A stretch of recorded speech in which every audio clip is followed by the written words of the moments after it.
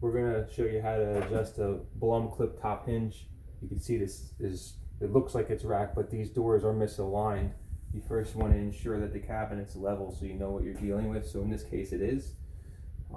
These particular hinges have the wing plates, so these would do your up and down, this would do your left and right, and this would do your in and out.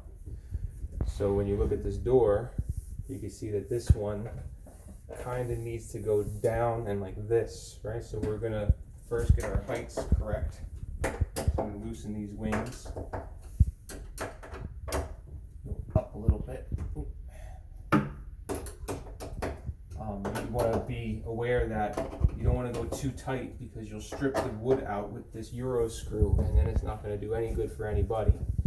And this one can go down a little bit, like so.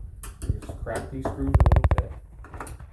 Sometimes I loosen one screw and tighten just to see my height instead of going through the whole operation again. So that's pretty close.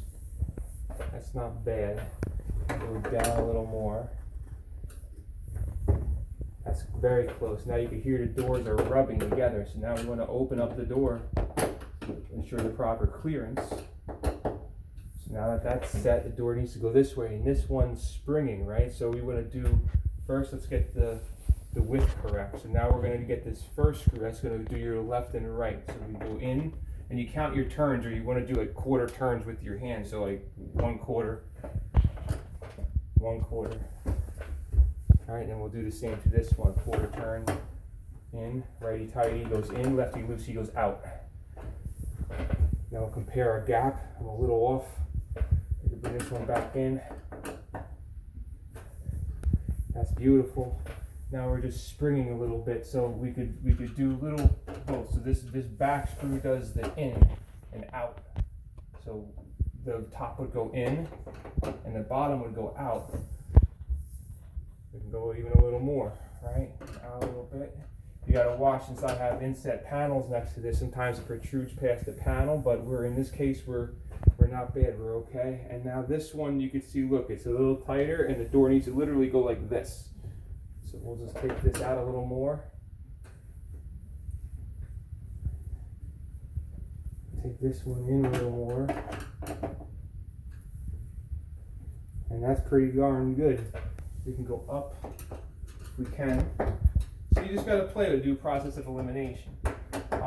You got to also remember, if you're installing these fresh, what I normally do is I will set the tops and then I will move the cabinet to get it to a good position. And it's not always the case with every cabinet, but if you level it with shims on the bottoms, you can mitigate the amount of adjustment you have to do. Now the other thing, I see that looks much better. The other thing, you take these doors off. You hit this tab on the back. And that aligns with this rod notch in the front. There's a rod in the front that goes in the notch. So we simply align the rod and you'll snap it. That's why they call it clip. Now sometimes the door, in this case it doesn't, but the door moves too slow, so that disengages with this switch to soft close.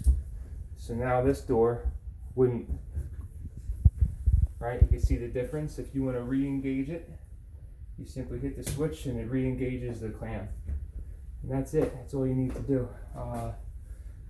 It's also easier if you have the right screwdriver. These are all European hinges, so you need a posi drive screwdriver, and you see the little tabs in between the crosses of the Phillips head screwdriver. That's a posi drive screwdriver, and that is what's made to fit these type of hinges.